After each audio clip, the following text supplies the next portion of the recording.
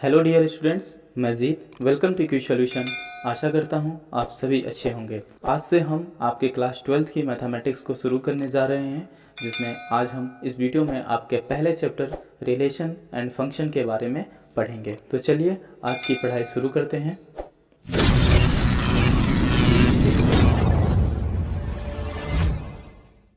Dear students, पहला chapter है हमारे पास रिलेशन एंड फंक्शन। ओके, तो इस चैप्टर को पढ़ाने से पहले मैं आपको एक बात बता दूं कि ये जो चैप्टर है हमारा, ये one of the toughest chapter में से एक माना जाता है। ऐसा इसलिए क्योंकि इस चैप्टर को पढ़ने के लिए हमें प्रीवियस नॉलेज की ज़रूरत होती है। अगर हमें प्रीवियस नॉलेज नहीं है तो हम इस चैप्टर को यहाँ पे नहीं समझ पाएंगे। लेकिन मैं फिर भी आपके प्रीवियस नॉलेज को ध्यान में रखते हुए आपको पढ़ाऊँगा, ताकि आपको पढ़ने में थोड़ा सा ईजी हो। ओके, तो सबसे पहले जैसा हमारा टॉपिक का नाम है रिलेशन एंड फंक्शन। ओके, तो रिलेशन एंड फंक्शन क्या है? देखिए, इसको समझने से पहले हम थोड़ा अपने प्रीवियस नॉलेज पे आते हैं जो हमने क्लास 11th में पढ़ा है।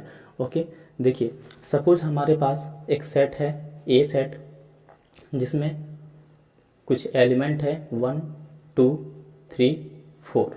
ओके, हमारे पास दूसरा सेट है जिसमें कुछ एलिमेंट है 5 6 7 8। ओके, तो कार्टेशियन प्रोडक्ट क्या होगा इसका? आपको याद होगा, कार्टेशियन प्रोडक्ट यानी कि ए क्रॉस बी।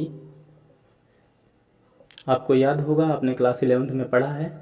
तो कार्टेशियन प्रोडक्ट किस तरीके से निकालते हैं? जो हमारा सेट ए के एलिमेंट होते हैं, ओके, इन सभी एलिमेंट का बी के साथ हम पेयर करते हैं। ओके, यानी कि 1 का 5 के साथ भी करेंगे, 1 का 6 के साथ भी, फिर 1 का 7, फिर 1 के साथ 8, फिर 2 के साथ 5, 2 के साथ 6, 2 के साथ 7, 2 के साथ 8। ऐसे ही हम सेट ए के सारे एलिमेंट का पेयर करते हैं सेट बी के साथ। ओके, जिसे हम ए क्रॉस बी कहते हैं। तो कर लेते हैं।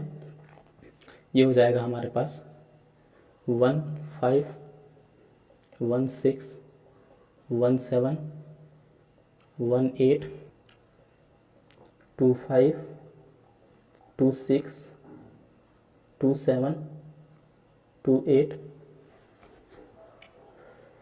3 5 3 6। ओके, 3 7 हो जाएगा, 3 8।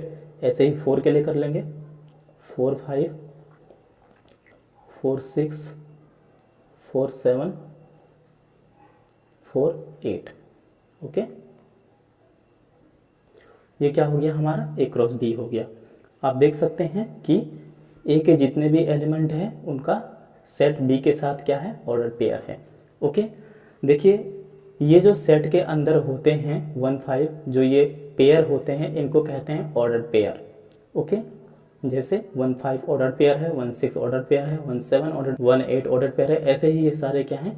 ऑर्डर पेयर इनको कहते हैं। ओके, इनको हम ऑर्डर पेयर इसलिए कहते हैं, आपने क्लास 11th में भी पढ़ा है, मैं आपको एक बार फिर से याद दिला देता हूँ, क्योंकि ये एक ऑर्डर में होते हैं। यानी कि जो इसका फर्स्ट एलिमेंट होगा वो सेट ए में होगा, और जो इसका सेकंड एलिमेंट होगा वो सेट बी में होगा। ओके, आप किसी को भी यहाँ से उठा के देख लीजिए, ठीक है। जो फर्स्ट एलिमेंट होगा आपका 4, जैसे यहाँ पे है 4, वो फर्स्ट सेट में होगा, और जो सेकंड एलिमेंट होगा इसका 5, वो सेट बी में होगा। ओके, क्योंकि ये एक ऑर्डर में रहते हैं इसलिए इसे कहते हैं ऑर्डर पेयर। ओके, तो ये पढ़ा हमने Cartesian form, okay, Cartesian product. Okay, तो अपने टॉपिक पे आते हैं जरा, रिलेशन एंड फंक्शन। ओके, तो देखिए, रिलेशन क्या होता है? सबसे पहले हम ये जानेंगे कि रिलेशन क्या होता है। देखिए, रिलेशन जो होता है ना, वो सबसेट होता है अपने सेट्स के कार्टेशियन प्रोडक्ट का। ओके, जैसे रिलेशन जो होता है ना, वो सबसेट होता है ए क्रॉस बी का। ओके, आपको पता है ये बात, आपने क्लास 11th में पढ़ा है कि देखिए, जो रिलेशन होता है ना, वो अपने सेट्स के कार्टेशियन प्रोडक्ट का सबसेट होता है। ओके, यानी कि इसका मतलब ये है कि ये सेट, ये क्या है? एक सेट है। ये क्या है? बी, ये भी एक सेट है। ओके, तो दो सेट है हमारे पास, जैसे कि आप यहाँ पे देख रहे हैं, एक set A, set B. Okay, तो जो हम रिलेशन निकालेंगे, ओके, वो हम किससे निकालते हैं? सेट के कार्टेशियन प्रोडक्ट से, ठीक है। यानी कि अगर मैं आपसे कहूं कि ए का बी के साथ क्या रिलेशन है, ओके, देखते हैं। Relation from A to B, या फिर इसको हम ऐसे भी ले सकते हैं ए आर बी। इसका मतलब यही होता है कि relation from A to B. R का मतलब रिलेशन होता है ए से बी में रिलेशन। ओके, हमें पता है is a subset of A cross B, जैसा कि मैंने आपको यहाँ पे बताया। ओके, जो रिलेशन आएगा हमारा वो सबसेट होगा ए क्रॉस बी का। ओके, सबसेट मैं आपसे कह रहा हूँ तो सबसेट का मतलब आप समझते हैं। कोई परेशानी हो रही हो तो मैं आपको याद दिला दूं कि देखिए सब का मतलब क्या होता है? सब का मतलब होता है पार्ट ऑफ। ओके, यानी कि हिस्सा। ठीक है, और सब सेट का मतलब क्या हुआ? सेट का हिस्सा।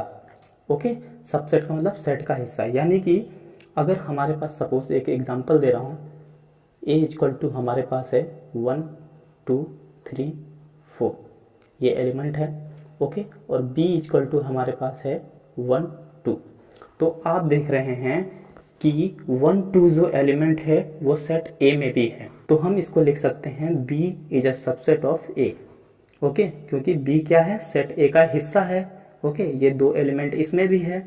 ओके, तो हम लिख सकते हैं B is a subset of A. ये बात आपको पहले से पता थी, मैंने आपको फिर भी याद दिला दिया। ठीक है, तो मैंने आपसे बताया कि जो रिलेशन होता है वो सबसेट होता है ए क्रॉस बी का। ओके, ध्यान रखिएगा, जो रिलेशन होता है वो सबसेट होता है ए क्रॉस बी का। यानी कि ए से बी में जो भी रिलेशन आया, इस बात का मतलब क्या हुआ?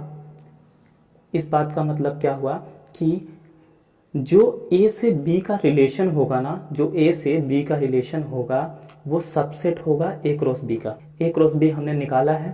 ओके, ये इतने एलिमेंट हैं हमारे पास। ओके, तो जितने भी ए क्रॉस बी में एलिमेंट होंगे उसका हिस्सा होगा आर। यानी कि आर में जो एलिमेंट होंगे वो ए क्रॉस बी में होंगे ही होंगे। इस वजह से क्या होगा? आर जो है यानी कि रिलेशन जो होगा ए से बी का वो सबसेट होगा ए क्रॉस बी का।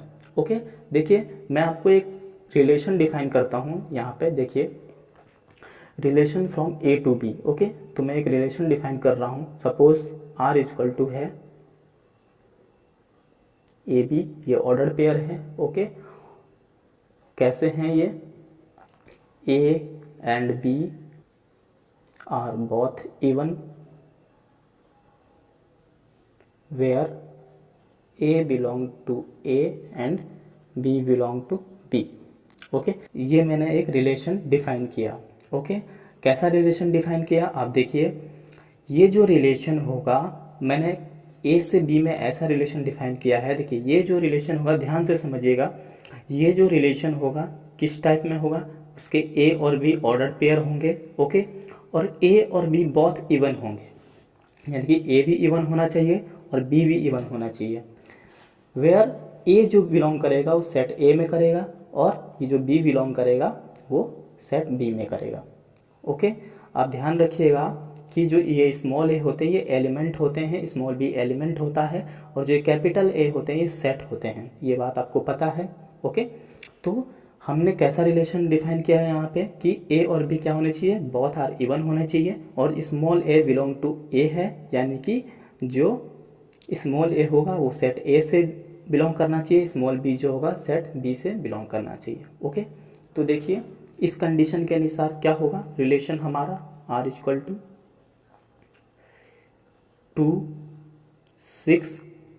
ओके, यहाँ पे हम जो कुछ भी कर रहे हैं, जो भी रिलेशन बता रहे हैं, हम ए से बी के बीच में बता रहे हैं, तो हमें इन सेटों को ध्यान में रखते हुए रिलेशन बताना है। ठीक है, इन सेट्स को ध्यान में रखते हुए मैंने एक रिलेशन डिफाइन किया कि ए एक ऐसा रिलेशन जिसमें ए और बी ऑर्डर्ड पेयर है, और ए और बी बोथ आर इवन है, और ए बिलोंग टू ए है and B belong to B है। ओके, तो देखिए बोथ आर इवन होने चाहिए, 2 6 हो जाएगा।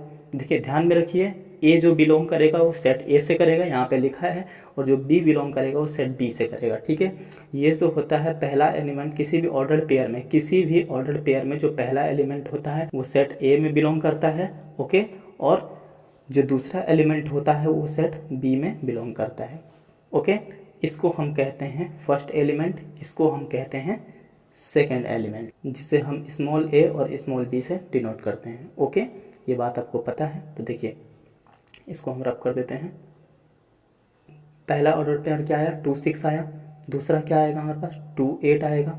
ओके, तीसरा क्या आएगा हमारे पास, 4 6 आएगा। और चौथा 4 8 आएगा।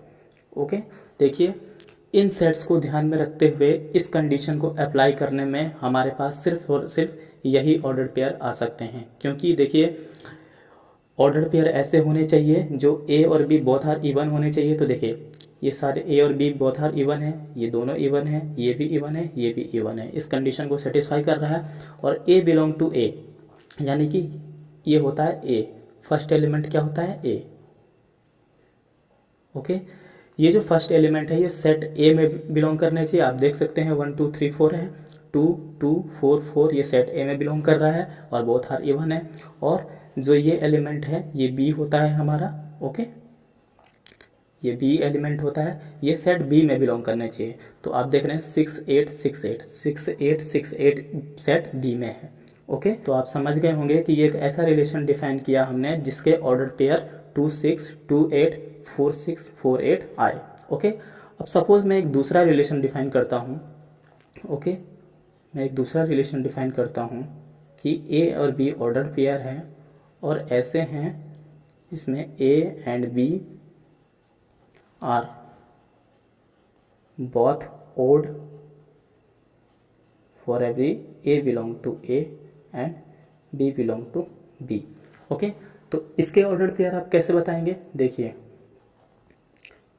रिलेशन क्या होगा, 1 5 होगा। ओके, 1 7 होगा, 3 5 होगा और 3 7 होगा। ओके, आप देख सकते हैं ये क्या होता है हमारे पास, फर्स्ट एलिमेंट होता है, ये सेकंड एलिमेंट होता है। ओके, तो आप देखिए ए और बी बोथ आर ऑड होने चाहिए। अब देखिए बोथ आर ऑड है, दोनों ऑड एलिमेंट है और ए जो है वो ए में बिलोंग कर रहा है। आप देखिए 1 1 3 3 ए में बिलोंग कर रहा है, 1 3 1 3। ओके, और 5 7 5 7 बी में बिलोंग कर रहा है, 5 7 5 7। ओके, तो ये हमने दो रिलेशन डिफाइन किए। ओके, जिसमें हमने एक रिलेशन सेट बिल्डर फॉर्म में डिफाइन किया ये वाला, और एक दूसरा रिलेशन ये वाला। ओके, तो इस रिलेशन के ऑर्डर पेयर क्या है, 2 6 2 8 4 6 4 8। और इस रिलेशन के ऑर्डर पेयर क्या है, 1 5 1 7 3 5 3 7। ओके, देखिए ये जो रिलेशन आया वो ए से बी का रिलेशन है, ये भी जो रिलेशन है वो ए से बी का रिलेशन है। ओके, और जैसे कि हमने शुरू में कहा कि जो रिलेशन होता है वो सबसेट होता है ए क्रॉस बी का। आप देख सकते हैं ए से बी में हमने ये रिलेशन निकाला। ओके, हमने ये रिलेशन निकाला जिसके ऑर्डर पेयर हमें मिले 2 6 2 8 4 6 4 8। आप देख सकते हैं कि ये जो रिलेशन है ये सबसेट होना चाहिए ए क्रॉस बी का, जैसे कि हमने यहाँ पे बताया। तो आप देखिए ये जितने भी एलिमेंट है 2 6 2 8 4 6 4 8 वो ए क्रॉस बी में होने चाहिए। आप देख सकते हैं 2 6 भी है। ओके, आप देख सकते हैं 2 8 भी है, आप देख सकते हैं 4 6 भी है, आप देख सकते हैं 4 8 भी है। ओके, यहाँ पे भी आप देख सकते हैं कि 1 5 भी इसमें होगा। ओके, ये रहा 1 5, 1 7 भी है, आपका 3 5 भी है, आपका 3 7 भी है। ओके, इसी वजह से हमने कहा था कि जो रिलेशन होता है वो सबसेट होता है ए क्रॉस बी का। ओके, आप समझ गए, जो रिलेशन होता है हमारा सबसेट होता है ए क्रॉस बी का। ओके, तो अब आप यहाँ पे आइए, यहाँ पे हमने दो रिलेशन डिफाइन किए। ओके, दो रिलेशन हमने यहाँ पे डिफाइन किए। तो ऐसे ही हम कितने रिलेशन और डिफाइन कर सकते हैं, देखिए अगर हमें बताना है कि हम कितने रिलेशन ऐसे और डिफाइन कर सकते हैं तो उसका ये फॉर्मूला होता है। देखिए सपोज हमारे पास नंबर ऑफ एलिमेंट हैं सेट ए में p और नंबर ऑफ एलिमेंट है सेट बी में q। ओके, तो सेट ए से बी में कितने रिलेशन हमारे डिफाइन हो सकते हैं, ए आर बी, यानी कि ए से बी में रिलेशन जो हमारे डिफाइन हो सकते हैं वो 2 की power P Q relation define हो सकते हैं, 2 की पावर पी क्यू। ओके, 2 की पावर पी क्यू का मतलब है कि 2 की पावर पी क्यू क्या है, नंबर ऑफ एलिमेंट्स है। देखिए आप यहाँ पे आइए, हम देखते हैं कि ए से बी के बीच कितने रिलेशन हम डिफाइन कर सकते हैं। ओके, तो 2 की पावर पी क्यू कहा हमने। ओके, तो 2 की पावर पी कितना है हमारे पास, देखो पी क्या है, एलिमेंट है किसका, सेट ए का। ओके, तो कितने एलिमेंट है हमारे पास, 1 2 3 4, 4 एलिमेंट है। तो 2 की पावर 4 इंटू क्यू, क्यू क्या है हमारा, सेट बी का नंबर ऑफ एलिमेंट है। तो सेट बी में कितने एलिमेंट है, 1 2 3 4, 4 एलिमेंट है। तो 4 इंटू 4। ओके, तो ये हो जाएगा 2 की पावर 16।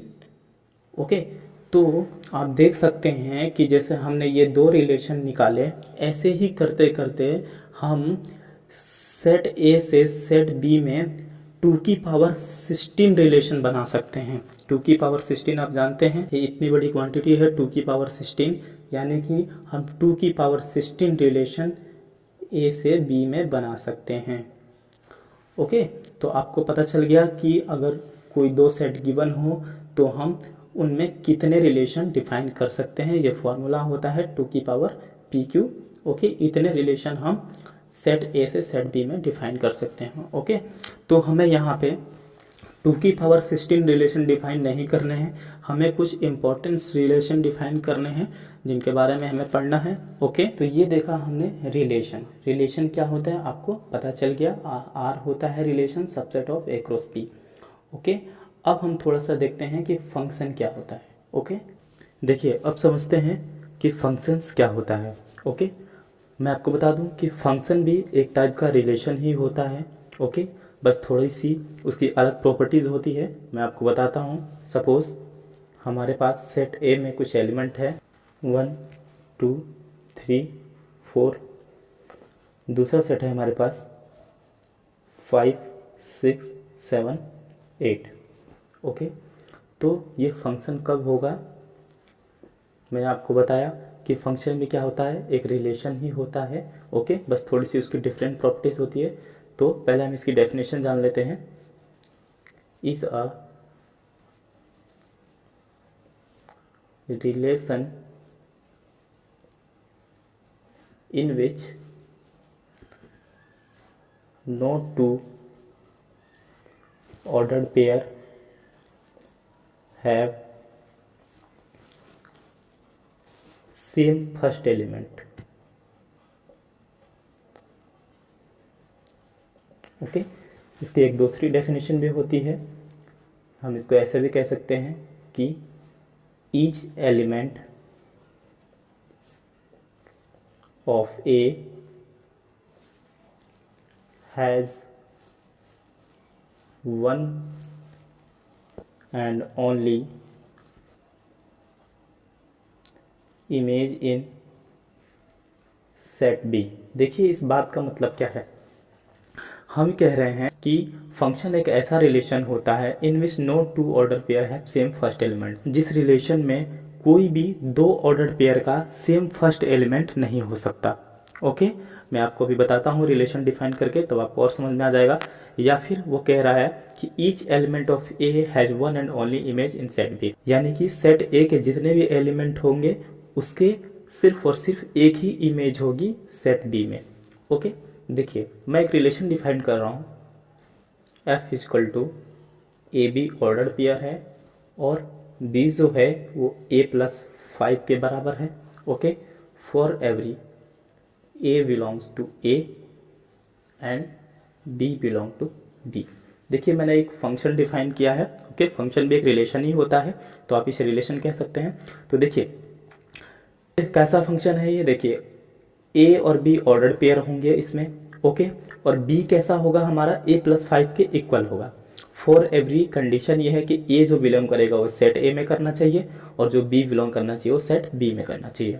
ओके, तो देखिए हम जो कुछ भी ये रिलेशन करते हैं, मैंने आपको बताया था कि हम इस सेट को ध्यान में रखते हुए बनाते हैं। ओके, तो देखिए हम बनाते हैं इस कंडीशन के अनुसार ऑर्डर पेयर, देखते हैं क्या होता है इसका। देखिए ए बी, ठीक है, ए बी क्या होते हैं, एलिमेंट होते हैं। ठीक है, ए क्या होता है, फर्स्ट सेट का एलिमेंट होता है, बी क्या होता है, सेकंड सेट का एलिमेंट होता है।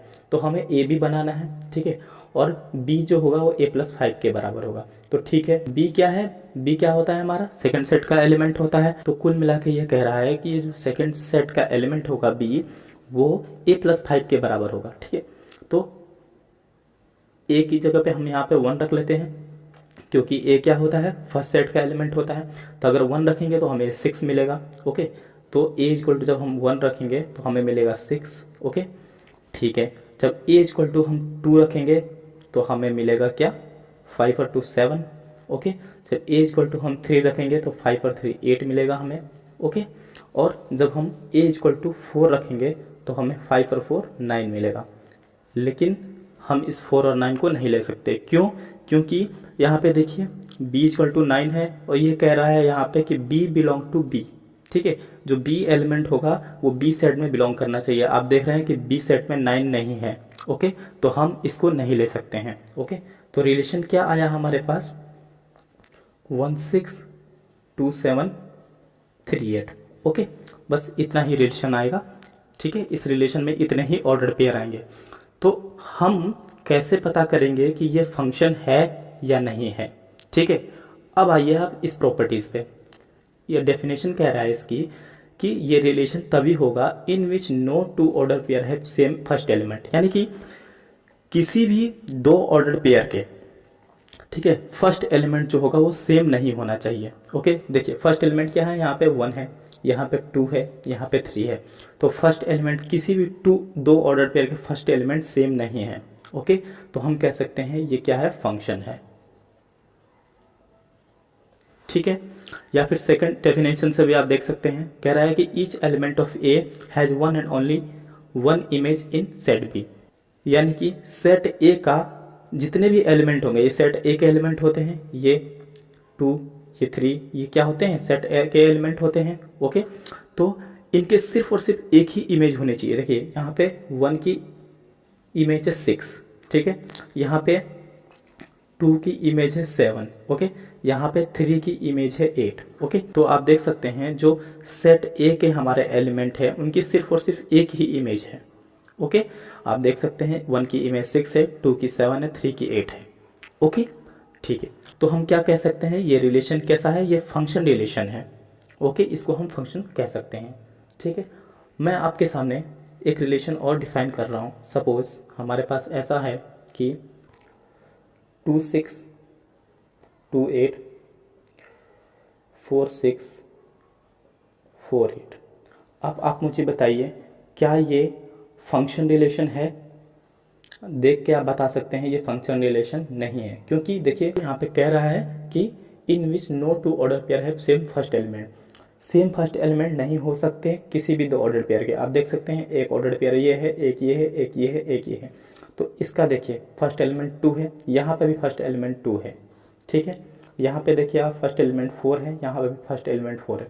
ठीक है, तो किसी भी दो ऑर्डर पेयर के फर्स्ट एलिमेंट नहीं हो सकते। हम इन्हीं दोनों को देख के बता सकते हैं कि ये क्या है, फंक्शन नहीं है। ठीक है, क्योंकि देखिए इसमें 2 की इमेज क्या है, 6 है। ठीक है, 2 की इमेज 6 है और 2 की इमेज 8 भी है यहाँ पे।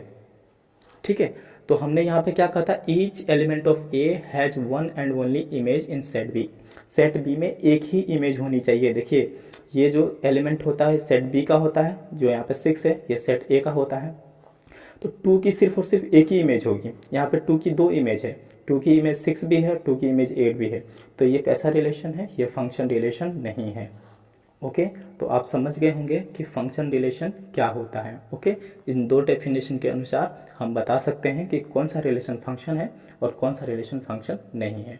ओके, एक चीज़ और देखिएगा, आपको पता होगा कि डोमेन और रेंज क्या होते हैं। ओके, देखिए किसी भी ऑर्डर पेयर में देखिए जो हमारे फर्स्ट एलिमेंट होते हैं वो हमारे डोमेन कहलाते हैं। जैसे यहाँ पे देखिए 1 2 3 ये डोमेन कहलाएगा, और जो सेकंड एलिमेंट होते हैं वो हमारे रेंज कहलाते हैं, यानी कि 6 7 8 ये हमारा रेंज हो गया। ओके, तो अगर डोमेन पूछेगा इसमें तो आप कह सकते हैं 1 2 3 क्या है, डोमेन है। ओके, और रेंज पूछेगा तो आप कह सकते हैं इसमें 6 7 8 क्या है, रेंज है। ओके, ऐसे ही इसमें भी। ठीक है, 2 और 4 क्या है, इसमें डोमेन है, और इसमें 6 और 8 क्या है, हमारा रेंज है। ओके, ठीक है। तो आई होप कि आप फंक्शन को बहुत अच्छे से समझ गए होंगे। ठीक है, आगे देखते हैं। देखिए अब अगला पढ़ते हैं टाइप्स ऑफ रिलेशन। ओके, यानी कि रिलेशन कितने टाइप के होते हैं। देखिए कह रहा है कि let R be a relation in set A. इस बात का मतलब क्या हुआ, आपको पता है कि जो रिलेशन होता है हमारा वो सेट्स के कार्टेशियन प्रोडक्ट का सबसेट होता है। ओके, मैंने आपको बताया था कि रिलेशन क्या होते हैं, हमारे जो हमारे सेट्स होते हैं उनके कार्टेशियन प्रोडक्ट के क्या होते हैं, सबसेट होते हैं। ठीक है, तो हम इसको ऐसे लिख सकते हैं R is subset of A cross A. देखिए यहाँ पे केवल एक सेट है। ठीक है, अगर यहाँ पे एक और सेट होता ए और बी तो हम क्या लिखते हैं, R is subset of A cross B. Okay, लेकिन यहाँ पे सिर्फ एक ही सेट है, तो हम क्या करेंगे, हमें पता है कि कार्टेशियन प्रोडक्ट का सबसेट होता है रिलेशन, तो हमें क्या करना पड़ेगा, ए क्रॉस ए बनाने के लिए एक और ए लेना पड़ेगा। ओके, तो इस वजह से हमने क्या कहा, R is a subset of A cross A. Okay, और हमें पता है कि हम इसको इस तरीके से भी ले सकते हैं, A relation A. Okay, A R A it means, okay, where A equal to आपको दिया है 1 2 3 4। ठीक है, तो हमने पहले क्या किया, ए क्रॉस ए निकाल लिया, हमारे पास इतने एलिमेंट आ गए। ठीक है, इतने ऑर्डर पेयर आ गए हमारे पास। ठीक है, तो सबसे पहले हम देखते हैं नल और वॉइड और एम्प्टी रिलेशन। ओके, हमें ये बताना है कि कौन सा रिलेशन एम्प्टी रिलेशन होगा। देखिए एम्प्टी रिलेशन को हम वॉइड रिलेशन भी बोलते हैं और नल रिलेशन भी बोलते हैं। ठीक है, तो मैं पहले यहाँ पे एक रिलेशन डिफाइन कर रहा हूँ, R equal to A B हमारे पास ऑर्डर पेयर है, और कैसे हैं, जो बी होगा हमारा ए प्लस 5 के बराबर होगा। Okay, for every A belong करना चाहिए हमारा किसमें, ए में, और बी भी बिलोंग करना चाहिए ए में ही। ओके, क्योंकि हमारे पास एक ही सेट है तो ए भी ए में ही बिलोंग करेगा और बी भी किस में करेगा, ए में ही बिलोंग करेगा। ठीक है, देखिए हमारे पास ऑर्डर्ड पेयर है ए बी। ठीक है, और बी कैसा है हमारा, ए प्लस 5 के बराबर है। ठीक है, तो जब हम ए की जगह पे 1 रखेंगे तो बी कितना आ जाएगा, 6 आ जाएगा। जब हम यहाँ पे ए की जगह पे 1 रखेंगे तो ये बी कितना आ जाएगा, 6 आ जाएगा। ठीक है, तो देखिए बी की कितनी वैल्यू आई, 6 आई। ठीक है, और बी किस में बिलोंग करना चाहिए, यहाँ पे आप कंडीशन देखिए, बी बिलोंग करना चाहिए ए में। ठीक है, तो क्या ए सेट में 6 है, आप देख रहे हैं ए सेट में 6 नहीं है। ओके, तो जब सेट ए का पहला ही एलिमेंट रखा तो हमें बी नहीं मिल पाया, हमें 6 मिला है। यहाँ पे 6 जो है वहाँ इस कंडीशन के अनुसार बी बिलोंग टू ए है, तो 6 जो है सेट ए में नहीं है। ठीक है, तो इस हिसाब से हम इस रिलेशन में कोई भी ऑर्डर्ड पेयर, इस रिलेशन में हम कोई भी ऑर्डर्ड पेयर यहाँ पे नहीं लिख सकते, क्योंकि इस कंडीशन को सेटिस्फाई नहीं कर रहा है। आप देखिए हम 1 रखा तो 1 और 6 आया, 1 6 हम इस रिलेशन में नहीं लिख सकते, क्योंकि बी जो बिलोंग करना चाहिए ए में ही करना चाहिए। ठीक है, 6 जो है ए में नहीं है, तो ये पूरा रिलेशन कैसा है, खाली है। पूरा रिलेशन कैसा है, ये खाली है। तो इसी को बोलते हैं हम एम्प्टी रिलेशन।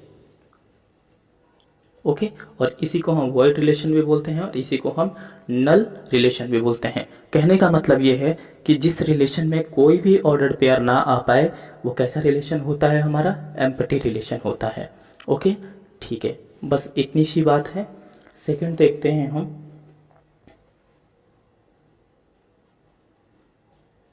Universal relation. ठीक है, यूनिवर्सल रिलेशन क्या होते हैं हमारे, जो यूनिवर्सल रिलेशन होते हैं हमारे वो यहाँ पे जो सेट होते हैं उसके कार्टेशियन प्रोडक्ट के बराबर होते हैं। ठीक है, यानी कि आर जो होगा वो ए क्रॉस ए के बराबर होगा। ठीक है, अगर यहाँ पे कोई और सेट होता, ए के बाद बी सेट भी होता, तो आर किसके बराबर होता, ए क्रॉस बी के बराबर होता है। यहाँ पे एक ही सेट है तो आर किसके बराबर होगा, ए क्रॉस ए के बराबर होगा। यानी कि ए क्रॉस ए का मतलब ये है कि इस ए क्रॉस ए में जितने भी हमारे ऑर्डर पेयर आएंगे, ठीक है, वो उस रिलेशन में होगा। जो रिलेशन आएगा हमारा यूनिवर्सल रिलेशन का वो ए क्रॉस ए के बराबर होगा। कहने का मतलब ये है कि जो यूनिवर्सल रिलेशन होता है ना, उसमें दुनिया के जितने भी सेट हैं, ठीक है, दुनिया के सारे सेट सबसेट होते हैं यूनिवर्सल रिलेशन के। यानी कि यूनिवर्सल रिलेशन में वो सारे सेट आते हैं। ठीक है, सारे सेट क्या होते हैं, हिस्सा होते हैं यूनिवर्सल रिलेशन के। ठीक है, इसीलिए इसे यूनिवर्सल रिलेशन कहते हैं। ठीक है, यूनिवर्सल मतलब यूनिवर्स का रिलेशन, यानी कि जितने भी रिलेशन है सारे क्या होते हैं, सबसेट होते हैं यूनिवर्सल रिलेशन के। ठीक है, यूनिवर्सल रिलेशन में सारे क्या होते हैं, सारे क्या होते हैं, हमारे सेट आते हैं। ओके, तभी हमने यहाँ पे कहा कि आर जो होगा, यानी कि यूनिवर्सल रिलेशन का जो रिलेशन होगा आर, वो ए क्रॉस ए के बराबर होगा। यानी कि यहाँ पे सिर्फ और सिर्फ हमारे पास एक ही सेट है, ए। ओके, तो हमने क्या किया था, एक सेट और अज्यूम किया था, तभी तो हम ए क्रॉस ए लिख पाएंगे। ओके, तो हमने इसी को तो ए इक्वल टू 1 2 3 4 लिख दिया था, इसे भी अब हो गया ए क्रॉस ए। ठीक है, तो यहाँ पे दो सेट क्या हो गए हमारे, ए क्रॉस ए यू हो गए, ए क्रॉस ए हो गए। ओके, तो इसीलिए हमने कहा था यहाँ पे सिर्फ और सिर्फ यही एक सेट मौजूद है। ओके, तो हमने क्या कहा था, जो ये यूनिवर्सल रिलेशन होगा वो इस सेट के कार्टेशियन प्रोडक्ट के बराबर होगा। अगर कोई और भी हमारे पास सेट होते तो क्या होता, उनके कार्टेशियन प्रोडक्ट के बराबर होता है ये हमारा यूनिवर्स रिलेशन। ओके, बस इतनी सी बात है। थर्ड देखते हैं। थर्ड है हमारा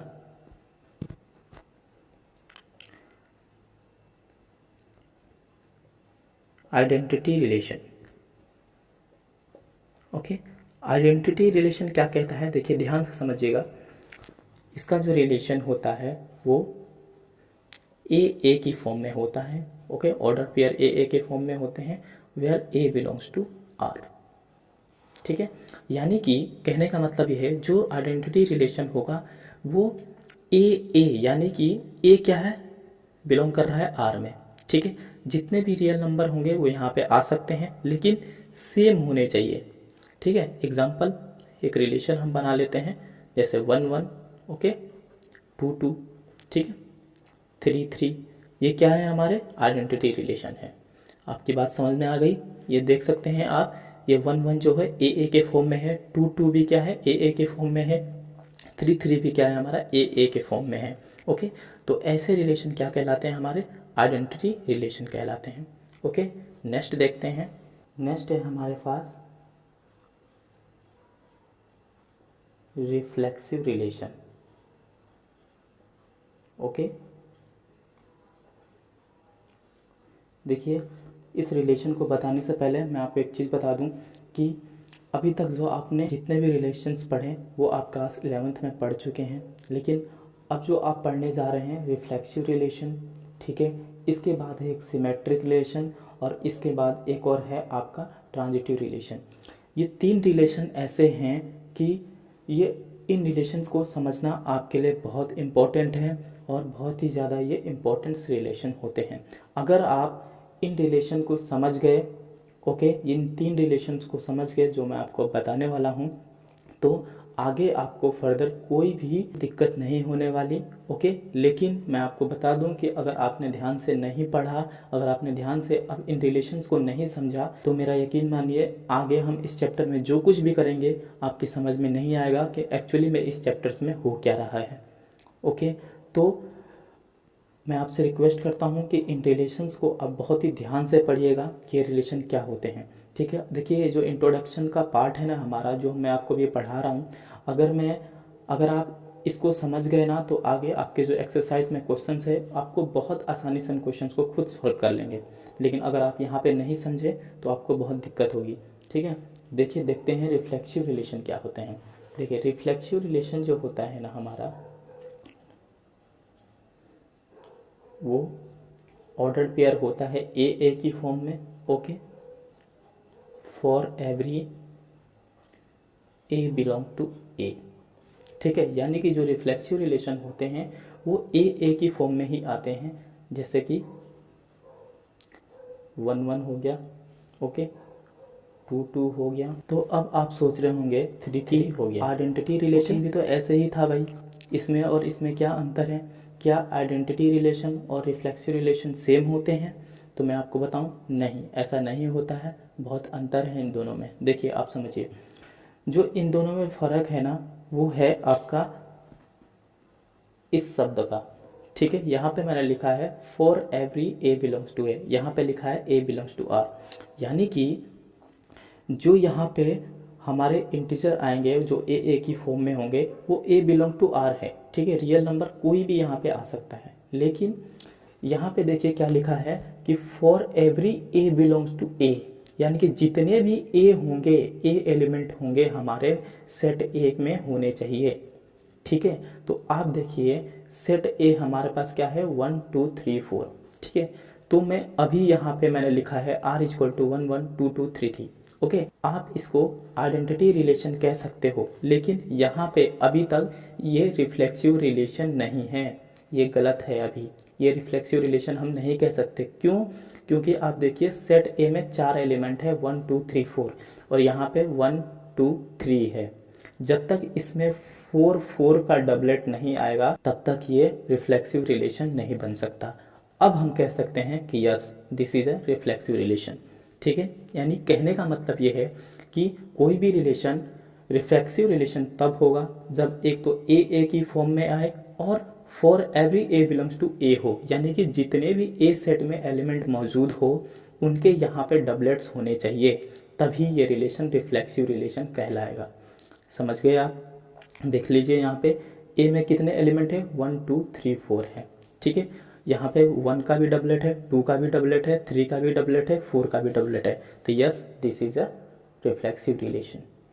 ओके, अगर मैं आपसे कहूँ कि क्या r इक्वल टू 1 1 2 2 3 3 ये रिफ्लेक्सिव रिलेशन है, आप कहेंगे नहीं। क्यों नहीं है भाई?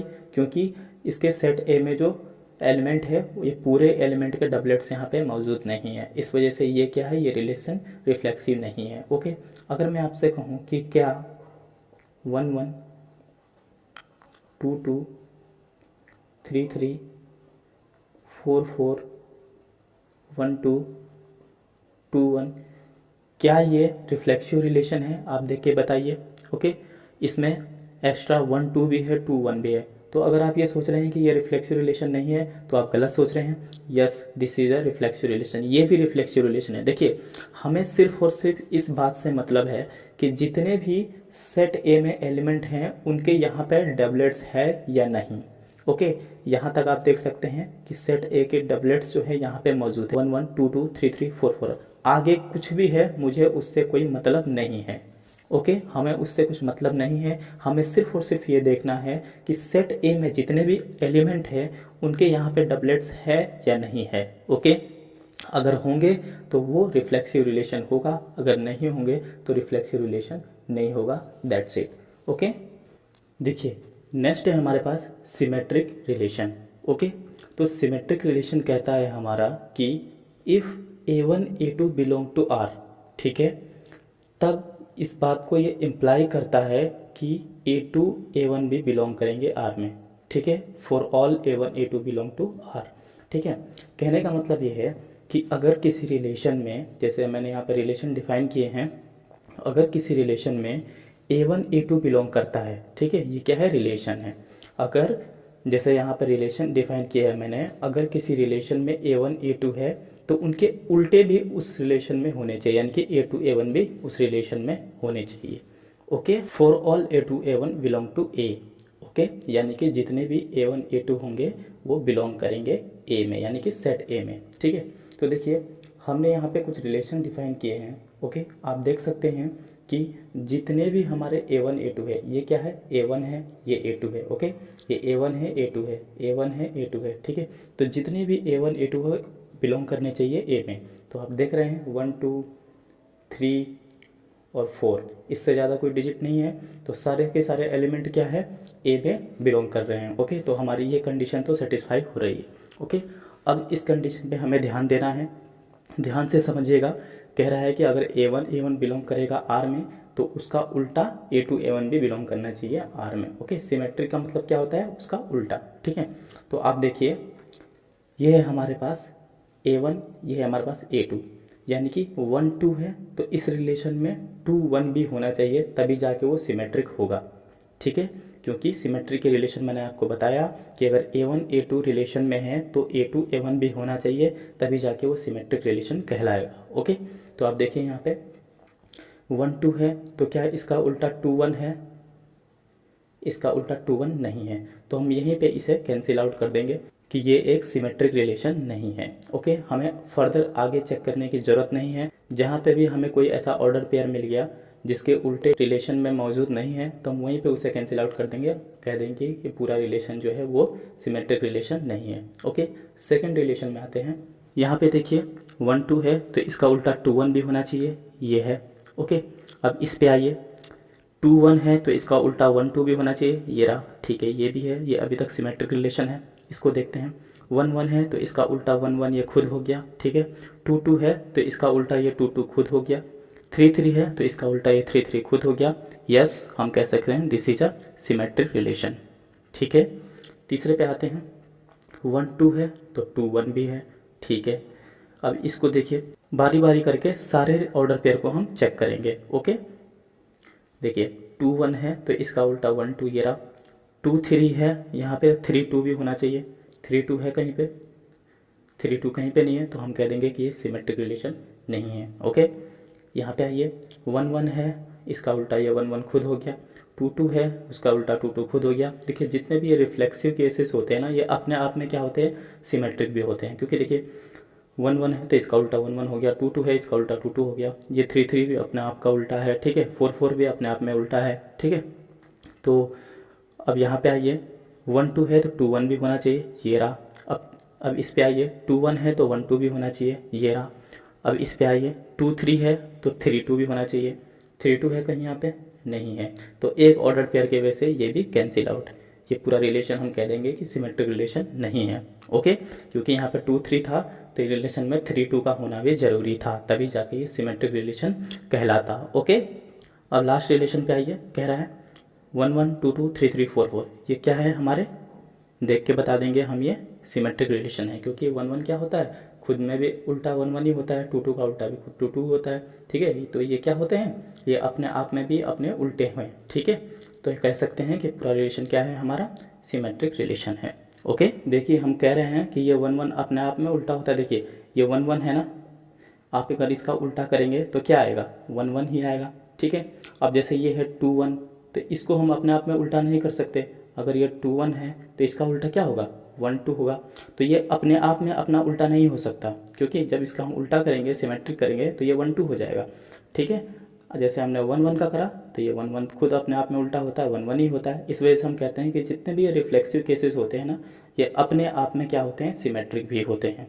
ओके, देखिए मैं कह रहा हूँ सिर्फ अपने आप में सिमेट्रिक होते हैं, मैं पूरे रिलेशन की बात नहीं कर रहा हूँ।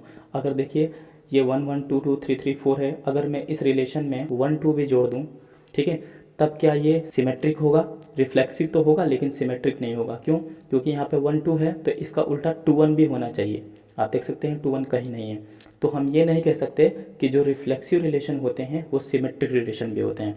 मैंने आपसे कहा कि रिफ्लेक्सिव केवल अपने आप में सिमेट्रिक होते हैं, यानी कि केवल ये यहीं तक, केवल ये 4 4 तक ही क्या होगा, सिमेट्रिक होगा। उसके बाद अगर कोई ऑर्डर पेयर होगा, जरूरी नहीं है कि वो रिलेशन क्या होगा, सिमेट्रिक होगा। ओके, आप समझ गए होंगे, मैंने कहा कि जो हमारे रिफ्लेक्सिव रिलेशन होते हैं ये अपने आप में सिमेट्रिक भी होते हैं। ओके, तो ये क्या हो गया हमारा, सिमेट्रिक रिलेशन हो गया। ठीक है, आपने समझ लिया कि सिमेट्रिक रिलेशन की क्या कंडीशन होती है, कि अगर A1 A2 बिलोंग करेगा R में तो A2 A1 भी बिलोंग करना चाहिए, तभी जाके सिमेट्रिक रिलेशन होगा। ठीक है, एक होता है हमारा इनवर्स रिलेशन। ठीक है, इनवर्स रिलेशन से भी हम कौन सा रिलेशन सिमेट्रिक है, कौन सा रिलेशन सिमेट्रिक नहीं है, इनवर्स रिलेशन से भी हम पता कर सकते हैं। देखिए इनवर्स रिलेशन क्या होता है, देखिए मैं आपको पहले बता दूं कि कोई भी जो रिलेशन होता है अगर वो अपने इनवर्स रिलेशन के बराबर आ जाए, ठीक है, तो वो क्या कहलाता है हमारा, सिमेट्रिक कहलाता है। ओके, और अगर रिलेशन जो है वो आर इनवर्स के बराबर ना आए तो वो नॉट सिमेट्रिक होगा ऑब्वियसली। ओके, तो देखते हैं हमारे पास आर है, देखिए ये सपोज हम इस रिलेशन को लेके चलते हैं, आर है 1 1 2 2 3 3 4 4 1 2 2 1 2 3। ओके, तो इसका आर इनवर्स निकालते हैं। ठीक है, तो आर इनवर्स क्या होगा इसका, इस रिलेशन का आर इनवर्स क्या होगा,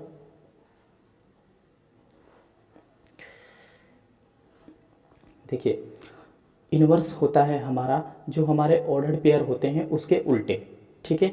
यानी कि जैसे ये 1 1 है तो इसका उल्टा हो जाएगा 1 1, 2 2 इसका उल्टा हो जाएगा 2 2, 3 3 का उल्टा हो जाएगा 3 3, 4 4 का उल्टा हो जाएगा 4 4, 1 2 का उल्टा हो जाएगा 2 1, 2 1 का उल्टा हो जाएगा 1 2, 2 3 का उल्टा हो जाएगा 3 2। तो ये इसके इन्वर्स होते हैं, ठीक है। हम ये भी कह सकते हैं कि 1 2 का इन्वर्स होगा 2 1, 2 1 का इन्वर्स होगा 1 2, 2 3 का इन्वर्स होगा 3 2। ओके, तो इसका इन्वर्स रिलेशन निकालते हैं तो ये होगा 1 1,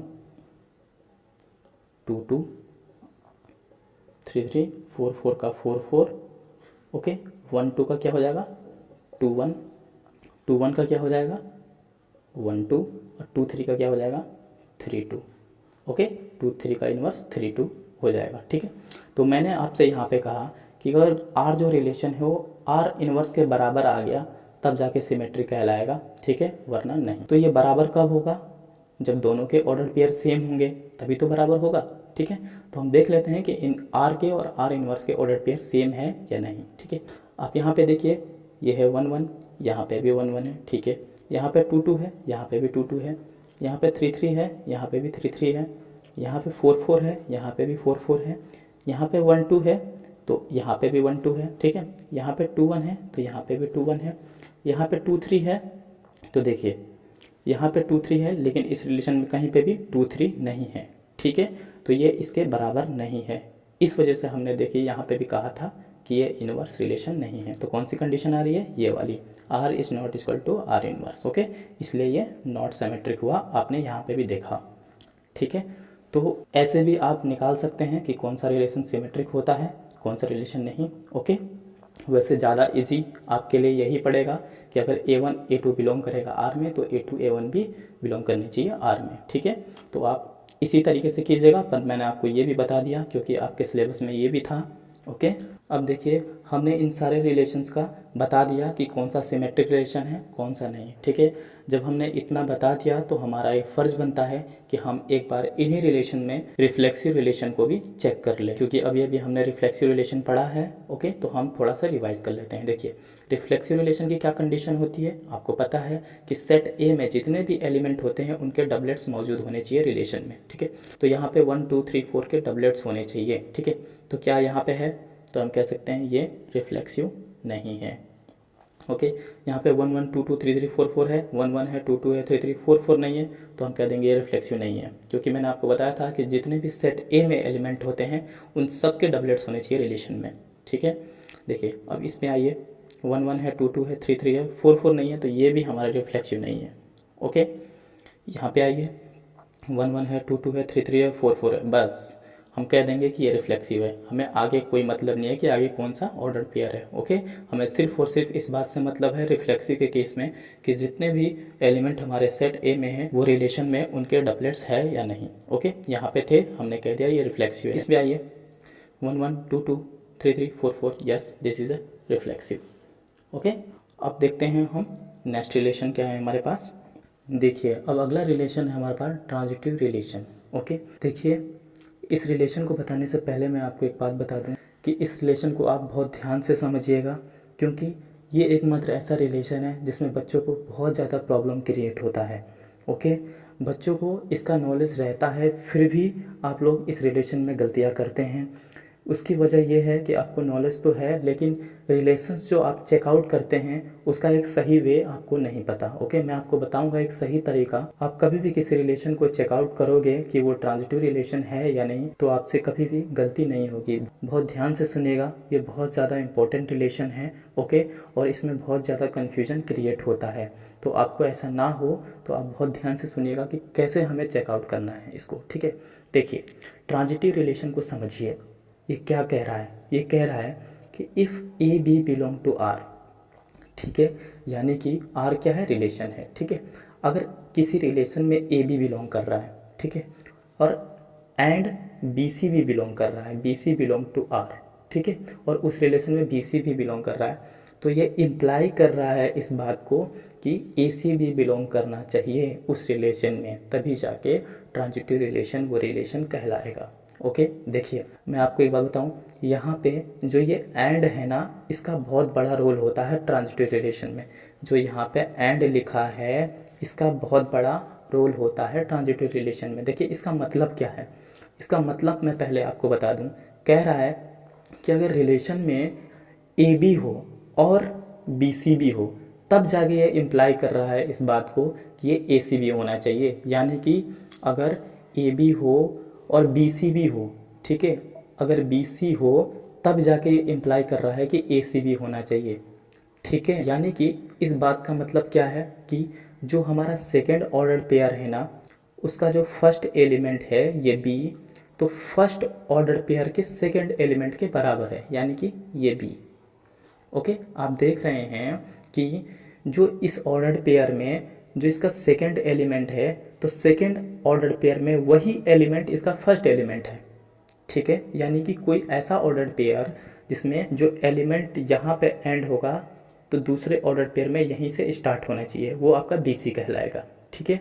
तो अगर ऐसा होगा तो उस कंडीशन में ए सी का होना भी ज़रूरी है, ठीक है। यहाँ पे हमारे पास कुछ रिलेशंस है, इनको हम चेकआउट करते हैं कि ये ट्रांजिटिव रिलेशन है या नहीं।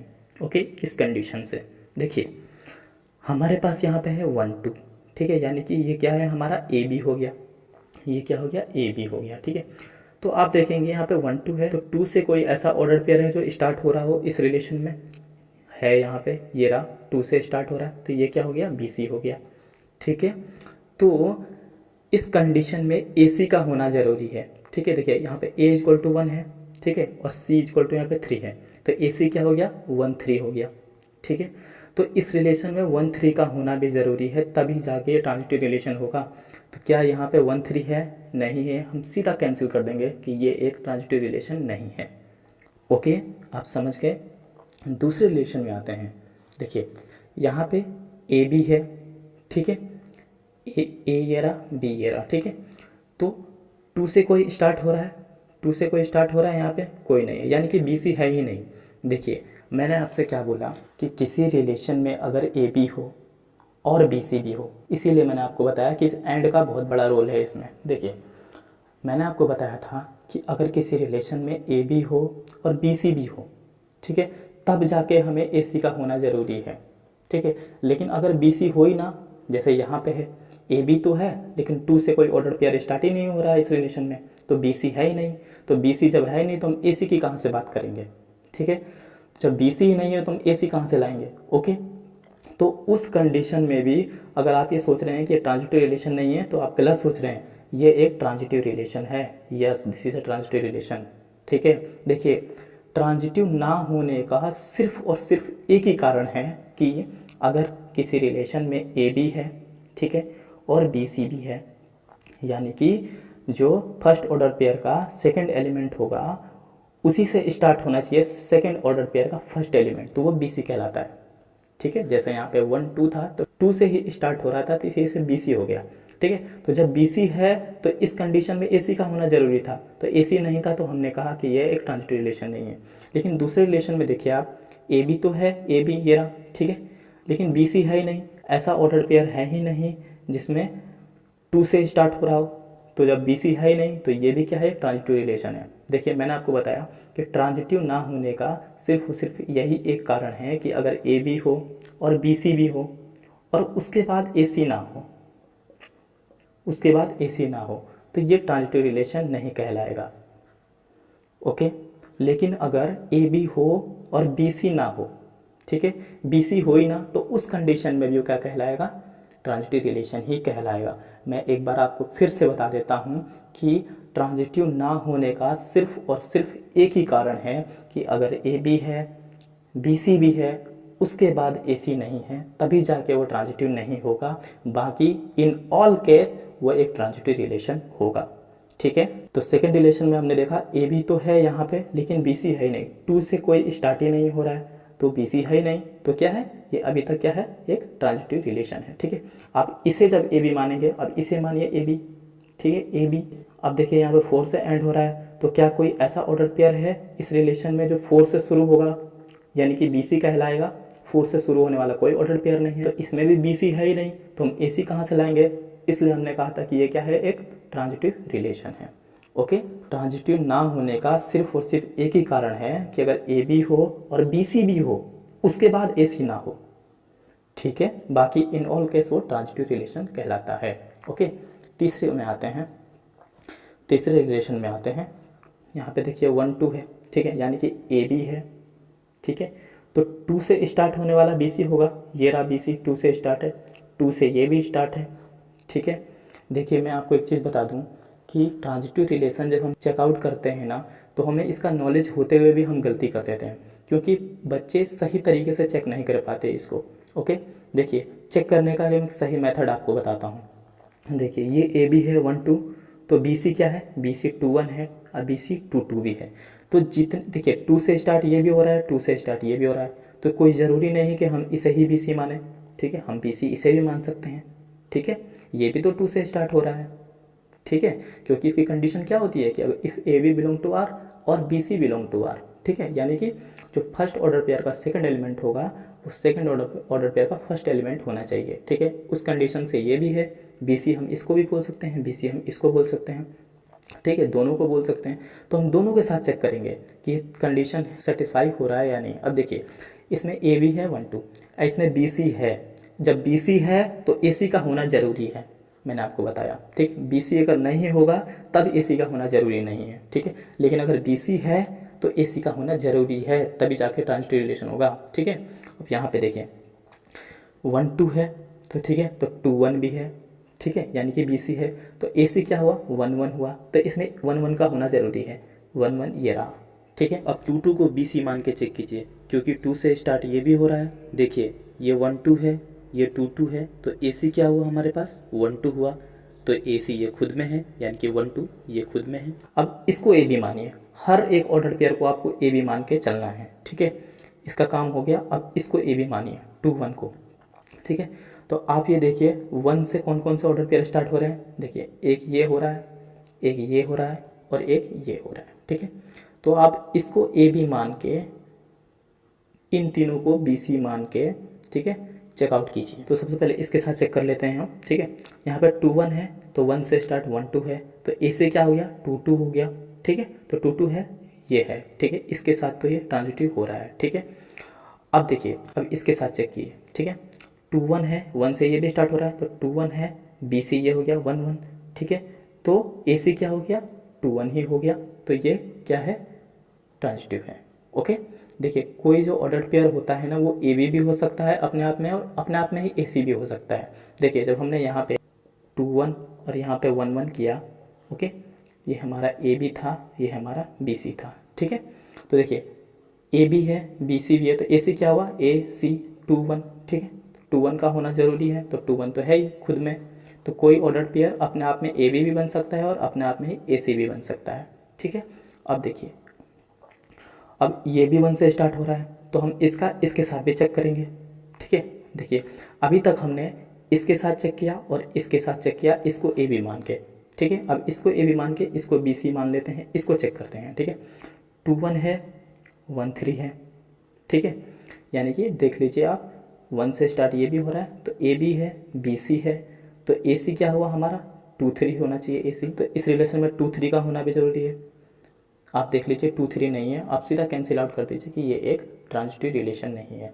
आपको अगर कहीं पे भी चेकआउट करने के दौरान ये मिल गया, कोई एक ऐसा ऑर्डर पेयर मिल गया जिसकी वजह से आपको ये पता चल रहा हो कि एक ट्रांजिटिव रिलेशन नहीं है, तो उसके बाद आपको चेक करने की ज़रूरत नहीं है, आप सीधा कह देंगे कि ये एक ट्रांजिटिव रिलेशन नहीं है, क्योंकि ट्रांजिटिव होने के लिए हर एक ऑर्डर पेयर सेटिस्फाई होना चाहिए। तो मैं आपको एक बात बता दूं कि जैसे हमने ये क्या किया, 2 1 को ए बी मान के बी सी हमने एक बार किसे माना, इसको माना, एक बार इसको माना, एक बार इसको माना, ठीक है। तो जब हमने इन दोनों को बी सी माना था तो ये क्या था, ट्रांजिटिव रिलेशन को सेटिस्फाई कर रहा था, ठीक है। लेकिन जब हमने इसे बी सी माना तो इसने ट्रांजिटिव रिलेशन को सेटिस्फाई नहीं किया, ओके। तो हमने कह दिया कि ये ट्रांजिटिव रिलेशन नहीं है, ओके। तो देखिए गलतियाँ यहीं पे होती है, बच्चे क्या करते हैं कि ये ए बी हो गया, इसे बी सी मान लिया, ठीक है, तो 1 1 भी होना चाहिए, 1 1 ये रहा, उससे आगे बढ़ जाते हैं, ठीक है। फिर उसके बाद यहाँ पे बढ़ जाते हैं, ये अपने आप में होता है, ये भी अपने आप में होता है, ये भी अपने आप में होता है, फिर इसका क्या करते हैं 1 3 है तो 3 3 है तो 1 3 भी है, ठीक है। ये करके आगे बढ़ जाते हैं और कह देते हैं कि ये एक ट्रांजिटिव रिलेशन है, ठीक है। तो गलतियाँ यहीं पे होती है, इसलिए मैंने आपको सही मेथड बताया कि आप जब ट्रांजिटिव रिलेशन चेकआउट करते हैं ना, तो जब आप ए बी मानते हैं तो आप देखिए कि उसके कितने बी सी है। अगर आप उसके एक से ज़्यादा बी सी होंगे तो सबके साथ चेक कीजिए, जैसे यहाँ पे था ये 2 1 था, तो 1 से स्टार्ट देखिए ये भी हो रहा था, ये भी हो रहा था, ठीक है, ये भी हो रहा था। तो जब हमने इसको BC माना तो इसने कंडीशन को सेटिस्फाई किया, इसको BC माना तो कंडीशन को सेटिस्फाई किया, लेकिन जब इसको माना तो नहीं किया, तो हम कह देंगे कि ट्रांजिटिव रिलेशन नहीं है। सपोज हम इसको BC नहीं मानते, हम केवल एक को ही BC मानते और कहते कि ठीक है कंडीशन सेटिस्फाई कर रहे हैं, हम आगे बढ़ जाते, तो ये पूरा रिलेशन हमारा ट्रांजिटिव के केस में आ जाता, जो कि गलत हो जाता। इसलिए मैंने आपको चेक करने का सही तरीका ये बताया है कि जितने भी BC आपको दिखेंगे आप सबके साथ चेकआउट करेंगे, ठीक है। तो आप हमने जब 2 1 का 1 3 के साथ किया तो हमें 2 3 इस रिलेशन में नहीं मिला, तो उसके बाद हमें इनका चेकआउट करने की ज़रूरत नहीं है, हम सीधा कह दें कि ये रिलेशन ट्रांजिटिव रिलेशन नहीं है। ओके, ठीक है। अब इस पे आते हैं 1 1 2 2 3 3 4 4। देखिए जितने भी रिफ्लेक्सिव होते हैं ये अपने आप में क्या होते हैं, ट्रांजिटिव रिलेशन भी होते हैं। तो ये ट्रांजिटिव रिलेशन है, ठीक है, क्योंकि देखिए ये AB है तो BC भी इसका क्या होगा, 1 से स्टार्ट होने वाला ये खुद है, तो AC भी 1 1 ही हुआ, तो ये खुद में भी क्या हो जाते हैं, ट्रांजिटिव रिलेशन हो जाते हैं। ऐसे ही ये भी, ऐसे ये भी, ऐसे भी। तो जो ये रिफ्लेक्सिव वाले होते हैं ना केस, ये अपने आप में क्या होते हैं, ट्रांजिटिव रिलेशन भी होते हैं, ठीक है। मैं कह रहा हूँ अपने आप में होते हैं, तो इस बात का ध्यान रखिएगा, ठीक है।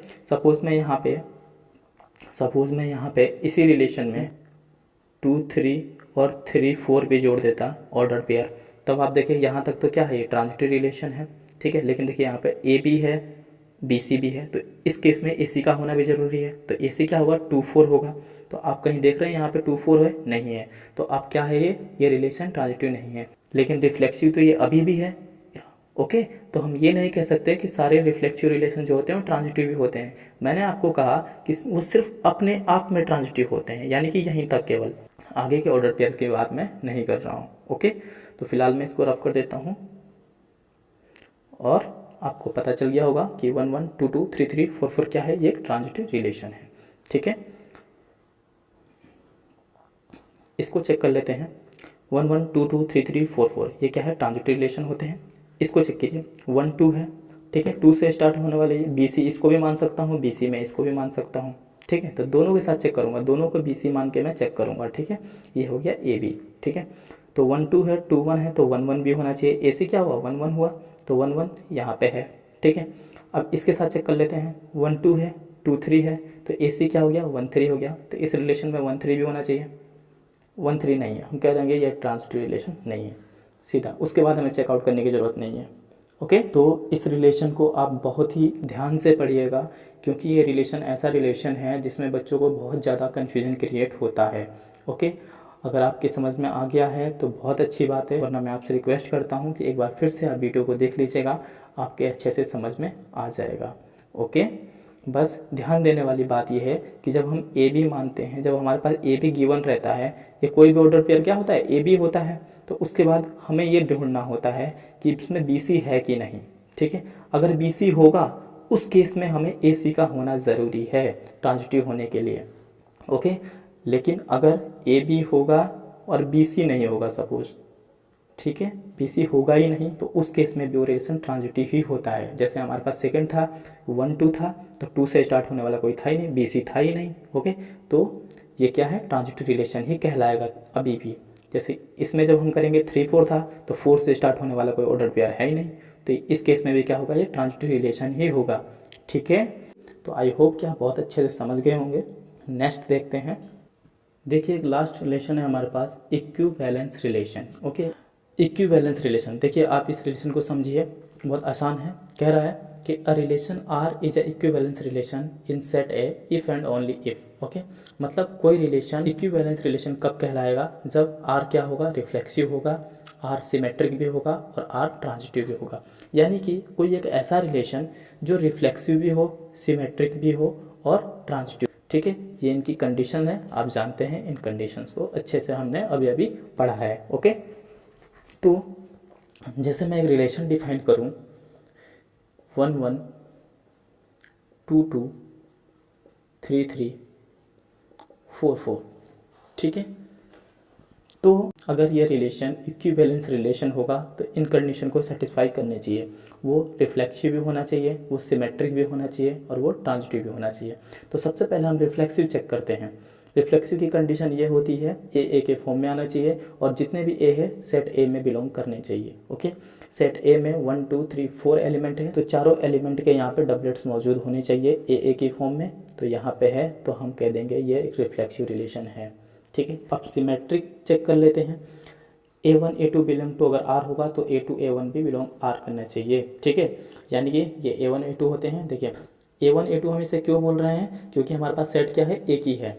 ओके, हम इसको ऐसे भी बोल सकते हैं ए बी बिलोंग कर रहा है आर में तो बी ए भी बिलोंग करना चाहिए आर में। तो देखिए सिमेट्रिक आपको पता है कि यहाँ पे 1 1 है, इसका उल्टा 1 1 भी होना चाहिए, तो ये खुद में अपना उल्टा भी है। ठीक है, 2 2 है तो इसका सिमेट्रिक यानी कि इसका उल्टा 2 2 होना चाहिए, ये खुद में है।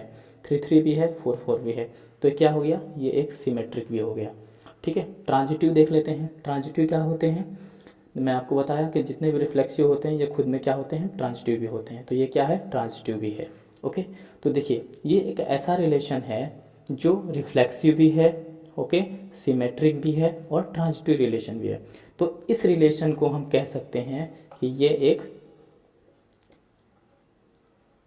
इक्विवेलेंस रिलेशन है। ठीक है, ये कैसा है, एक इक्विवेलेंस रिलेशन है।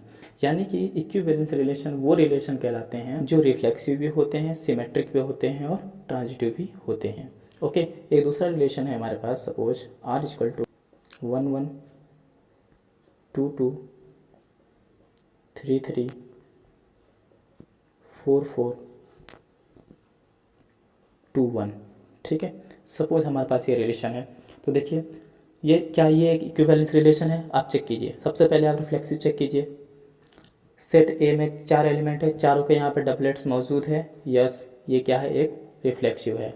ठीक है, अब सिमेट्रिक चेक कीजिए। 1 1 इसका उल्टा भी 1 1 होता है, 2 2 इसका उल्टा भी 2 2, 3 3 इसका उल्टा भी 3 3 होगा, 4 4 इसका उल्टा भी 4 4 ही होगा, 2 1 तो क्या यहाँ पे 1 2 है, नहीं है, तो हम कह देंगे कि ये सिमेट्रिक नहीं है।